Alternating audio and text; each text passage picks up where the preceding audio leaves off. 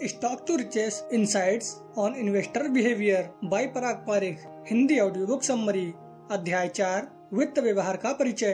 Company से इस तरह की सकारात्मक खबरों के साथ शेयर नीचे क्यों जा रहा है? मैं एक योग्य चार्टर्ड अकाउंटेंट हूँ। मैं कंपनी के वित्तीय माध्यमों से गुजरा हूँ और मुझे लगता है कि मौजूदा कीमत पर स्टॉक बहुत महंगा है। मैं इसे ना तो खरीदूंगा और ना ही किसी से सिफारिश करूंगा। लेकिन मुझे आश्चर्य है कि पिछले 2 हफ्तों में स्टॉक 15% बढ़ा है। मेरा दोस्त इस कंपनी के साथ काम करता है। उन्होंने मुझे बताया कि यह बहुत अच्छा कर रहा था और उनके पास हाथ में करोड़ों के निर्यात के आदेश हैं। इसलिए मैंने स्टॉक खरीदा। यह 6 महीने का है और मुझे इंतजार है, लेकिन स्टॉक कम हो रहा है। कंपनी ने 1 शेयर पर 1 बोनस की घोषणा की है। यह अच्छी खबर है, इसलिए मैंने स्टॉक खरीदा। लेकिन स्टॉक ऊपर जाने के बजाय नीचे चला गया, जैसा मैंने सोचा था कि यह होगा।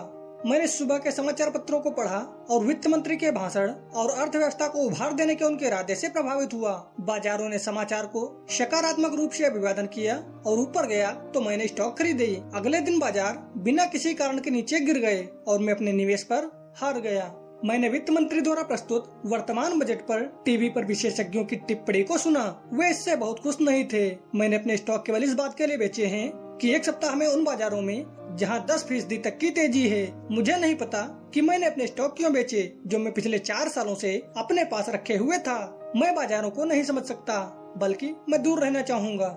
सभी इस कथन से परिचित नहीं हैं। आपने उन्हें सुना है या शायद उन्हें खुद बनाया है। एक बदलती और अनिश्चित दुनिया में हम कुछ पूर्वानुमान लगाने की कोशिश कर रहे हैं जहां कोई भी मौजूद नहीं है। ऐसे तर्कहीन बाजारों से बचने के लिए सबसे आसान काम है, लेकिन तब आप निवेश के सबसे अनुकूल तरीकों में से एक को मेरी ईमानदारी से सलाह होगी कि बुल को सींगों से पकड़ा जाए। समस्या का सामना करने के बजाय उससे दूर भागें। यह समझने की कोशिश करें कि ऐसा करने के बजाय अधिकांश लोगों के साथ ऐसा क्यों होता है, क्योंकि यह आपके साथ हो रहा है। यहाँ मेरी कहानी है। IT बबल के दौरान मैंने भी खुद को हतप्रभ और उलझन में पाया। .com व्यवसायों का मूल्यांकन और यह स्टॉक अत्यधिक फुलाया हुआ लग रहा था। बाजार और मीडिया में पंडित नई अर्थव्यवस्था पर ध्यान केंद्रित कर रहे थे और सरासर पागलपन के लिए दिखाई देने वाले औचित्य को दे रहे थे। मुझे आश्चर्य हुआ कि पूरी दुनिया पागल थी और मैं केवल एक ही बचा हुआ था, या मैं पागल था और दुनिया पूरी तरह से तर्कसंगत थी। मेरे पास एक ग्राहक था जिसने अपने दोस्तों की सिफारिश पर 1998 में लगभग 70 लाख रुपए का निवेश किया था। 1999 में उनका पोर्टफोलियो मूल्य लगभग 3 करोड़ रुपए था। जब उसने मेरी सलाह मांगी तो मैंने उससे बेचने के लिए कहा। जैसा कि मैंने सोचा था कि PE गुणक बहुत अधिक थे और मूल्यांकन बहुत दूर तक फैला हुआ लग रहा था। उन्होंने ऐसा नहीं किया और 6 महीने के बाद जब हम मिले तो उन्होंने मुझे बताया कि पोर्टफोलियो का मूल्य लगभग 6 करोड़ रुपए था। एक बार फिर उसने मुझसे पूछा कि उसे क्या करना चाहिए। मैं इस सवाल से थोड़ा शर्मिंदा था, जैसा कि मुझे पता था कि वह सलाह नहीं मांग रहा था, लेकिन मुझे अप्रत्यक्ष रूप से कह रहा था कि मैं बाजारों के साथ तालमेल नहीं बैठा रहा था। मैंने फिर भी जोर देकर कहा कि वह बेच दे, लेकिन उसने नहीं किया। फिर कुछ समय बाद पोर्टफोलियो वैल्यू 8 करोड़ रुपए हो गई। यह वह निराशा थी जिसके कारण मुझे निवेश व्यवसाय में जाना पड़ा और ग्राहकों को सही तरीके से सलाह नहीं दे पाया। वहाँ कई बार मुझे नींद से घबराहट हुई कि दुनिया मुझे समझने के लिए बहुत तेजी से जा रही थी। मैंने अपनी क्षमताओं, अपनी दक्षताओं और अपने ज्ञान पर संदेह किया। निराशा को समझने की क्षमता निराशा में जुड़ गई। वास्तव में मैंने काफी कुछ ग्राहकों को खो दिया क्योंकि उन्होंने सोचा था कि मैं बहुत रूढ़िवादी था और नई अर्थव्यवस्था के अनुरूप नहीं था। इस प्रश्न का उत्तर खोजने के लिए मैंने कुछ गंभीर आत्मा की खोज की।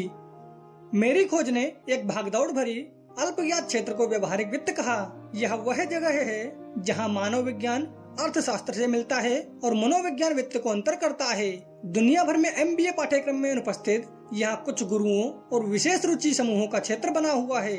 इसी विषय पर उपलब्ध साहित्य के व्यापक अध्ययन के बाद मैंने अपने स्वयं के व्यवहार का अवलोकन करना शुरू कर दिया। जब यह पैसे के मामलों के रिकॉर्डिंग के फैसले पर आया, बेशक यह निवेश के साथ अधिक था क्योंकि यह मेरा पेशा है। मैंने अपने संस्थागत और खुदरा ग्राहकों के व्यवहार का भी अध्ययन किया। जब उन्होंने अपने निवेश के फैसले किए, एक मध्यस्थ के रूप में मुझे तर्कहीन व्यवहार के कई मामले सामने आए और इसने मुझे इस क्षेत्र को गहरी समझ को आगे बढ़ाने के लिए प्रेरित किया। इस पुस्तक में दिए गए उदाहरण मेरे ग्राहकों, मित्रों, सहयोगियों और सहयोगियों के साथ मेरे व्यवहार से लिए गए हैं। अगर निवेश ठीक है तो निवेशक खराब किराया क्यों लेते हैं? पिछले 20 वर्षों में विभिन्न प्रकार के निवेशों के अध्ययन से पता चलता है कि इक्विटी ने 15.80% के रिटर्न के साथ अच्छा प्रदर्शन किया है। अभी तक जब भी हम निवेशकों से उनके प्रदर्शन के बारे में पूछते हैं तो बहुमत का कहना है कि इक्विटी निवेश जोखिम भरा है और उन्होंने शेयर बाजार में पैसा खो दिया है। वे हमेशा स्थिरता को अभिशाप देते हैं और इसे अपने नुकसान के लिए दोषी मानते हैं। उपरोक्त औसत IQ वाले शिक्षित निवेशक भी शेयर बाजारों में अच्छा प्रदर्शन नहीं करते हैं। यह एक विरोधाभास है कि इक्विटी निवेशों ने अच्छा किया है जबकि निवेशकों ने खराब प्रदर्शन किया है। वास्तविकता यह है कि इंसान न केवल अपने दिमाग के साथ बल्कि अपने दिल से भी निर्णय लेता है। हमारी भावनाएं हमें परिभाषित करती हैं और हम अपने जीवन के अधिकांश निर्णय विशुद्ध रूप से भावनात्मक विचार पर करते हैं। कैसे तर्क और तर्क संगत केवल पूर्वव्यापी रूप से इन निर्णयों को सही ठहराते हैं, वे उन्हें निर्धारित नहीं करते हैं। हमारी भावनाएं तेजी से बदलने के अधीन हैं और यह हमारे व्यवहार और निर्णय लेने को प्रभावित करता है। भावनाएं प्रतिमान बदलती हैं। यह एक दोस्त की सच्ची कहानी है जो अपने एक साथी के साथ कोचिंग क्लास चलाता है। उन्होंने अच्छी शुरुआत की और कुछ महीनों के भीतर वे क्षमता से भर गए। 6 महीने के बाद कुछ छात्रों ने मेरे मित्र से अपने सहयोगियों के अशिष्ट व्यवहार की शिकायत की और यह आरोप लगाया कि वह बहुत ही संकोची और घमंडी था। वे चाहते थे कि उन्हें हटा दिया जाए, अन्यथा वे कक्षाएं बंद कर देंगे। मेरा दोस्त चिंतित था। उसका सहयोगी उसका साथी था और उसे हटाया नहीं जा सकता था। इसके अलावा वह एक शानदार पेशेवर और ट्यूटर में सक्षम था। कुछ हफ्तों के बाद सहकर्मी बीमार पड़ गया और कुछ समय के लिए अनुपस्थित रहा। छात्र बहुत खुश हुए। उन्होंने सोचा कि वे उसे हटाने में सफल रहे हैं। एक दिन मेरे दोस्त को पता चला कि सहकर्मी को ब्रेन ट्यूमर था और उसे ऑपरेशन की जरूरत थी। इस खबर ने मेरे दोस्त को झकझोर दिया क्योंकि अब उसका साथी काफी समय तक प्रतिक्रिया से बाहर रहेगा। उन्होंने छात्र को आपदा के बारे में बताया।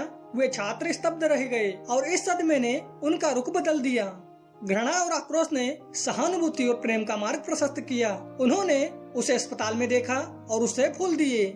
उन्होंने खुद पे पश्चाताप किया और उनके शीघ्र स्वस्थ होने की प्रार्थना की ताकि वह पढ़ाने के लिए वापस आ सकें। इस कहानी का उद्देश्य यह समझना है कि मनुष्य के रूप में हम भावनात्मक प्राणी हैं और हमारे व्यवहार और निर्णय हमारी भावनाओं द्वारा निर्देशित होते हैं। अक्सर भावनाएं निर्णय लेने के लिए संकेत देती हैं जो हमारे तर्कसंगत वित्तीय हित में नहीं हो सकती हैं। वास्तव में निर्णय जो हमें भावनात्मक रूप से समृद्ध करते हैं हमें आर्थिक रूप से सशक्त बनाते हैं। व्यवहार वित्त इस बात का अध्ययन है कि भावनाओं और संज्ञात्मक त्रुटियां हमारे वित्तीय मामलों में आपदा कैसे पैदा कर सकती हैं। शास्त्रीय आर्थिक सिद्धांत वर्सेस व्यवहार अर्थशास्त्र सिद्धांत। शास्त्रीय आर्थिक सिद्धांत बाजारों की दक्षता और उनके लाभ को अधिकतम करने के लिए तर्कसंगत निर्णय लेने वाले लोगों के बारे में बात करता है। यह मानता है कि बाजार कुशल है और कोई भी इसकी गतिविधियों का लाभ नहीं उठा सकता है, और यह भी मानता है कि मनुष्य तर्कसंगत प्राणी है और अपने लाभ को अधिकतम करने के लिए कार्य करेंगे। हालांकि व्यवहारवादी अर्थशास्त्रियों का मानना है कि बाजार कुशल है और मानव तर्कसंगत प्राणी नहीं है।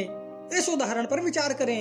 यदि आप और मैं कोलाबा में एक व्यस्त सड़क पर चल रहे थे और आपने कहा कि आपने सड़क पर 5 रुपए का सिक्का देखा है, तो मैं कहूँगा कि यह असंभव है। इतने सारे लोग इस सड़क पर चलते हैं और बाजार कुशल होने के कारण किसी ने इसे जरूर उठाया होगा। लेकिन वास्तव में हम ऐसे उदाहरणों में आते हैं। इससे पता चलता है कि बाजार उतने कुशल नहीं हैं जितने लगते हैं। इसके अलावा अगर हम यह मान लेते हैं कि लोग मुनाफे को अधिकतम करने के लिए तर्कसंगत निर्णय लेते हैं, तो हम लोगों को दान में दिए गए या जन्मदिन या शादी की सालगिरह मनाने के लिए पार्टी को कैसे समझाएं?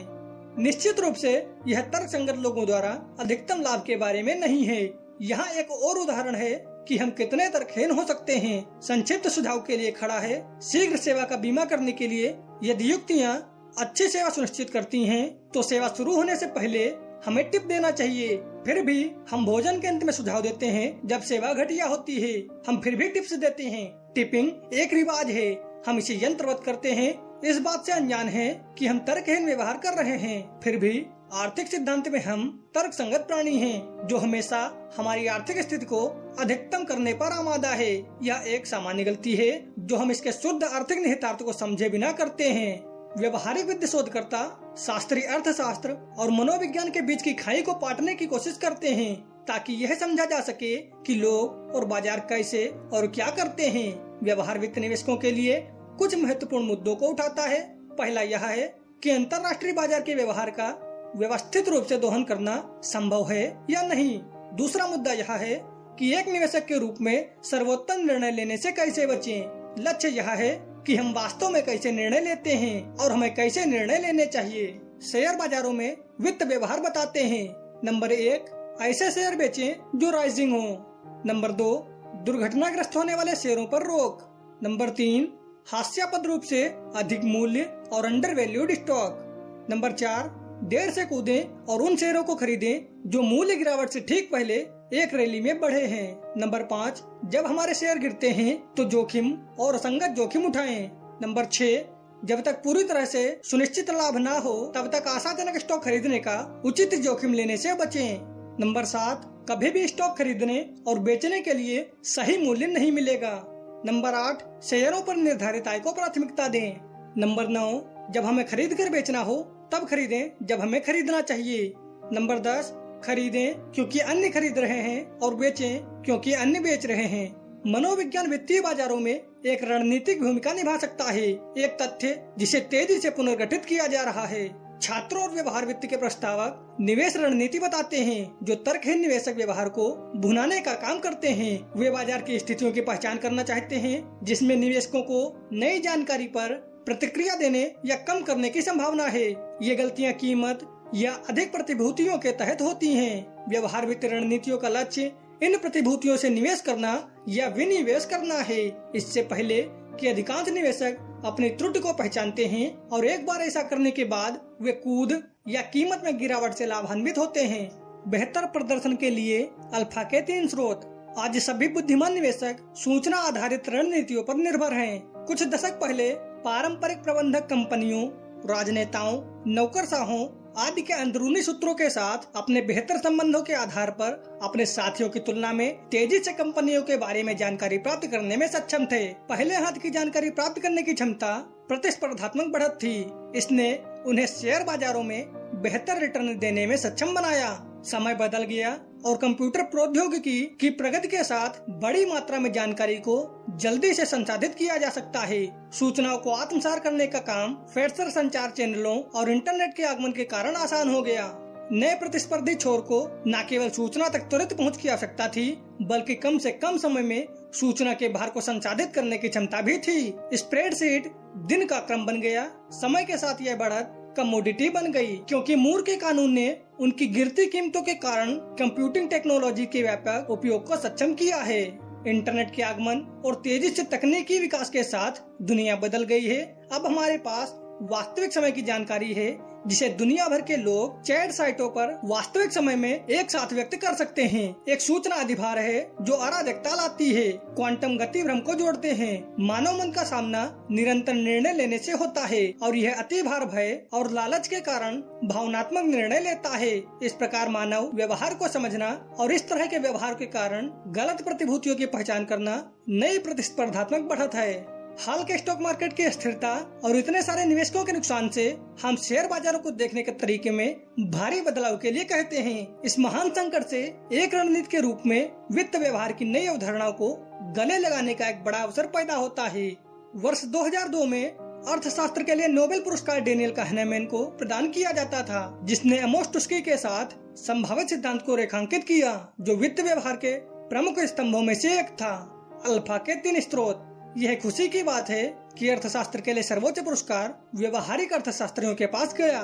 इस तरह के प्रोत्साहन से कुछ चुनिंदा अर्थशास्त्र और वित्त की मुख्य धारा में व्यवहारिक वित्त आने की संभावना है। आइए अध्याय 5, 6, 7 और 8 पर विस्तार करें। सामान्य व्यवहार विसंगति और उन्हें दूर करने के लिए आवश्यक कदम। यह समझ निश्चित रूप से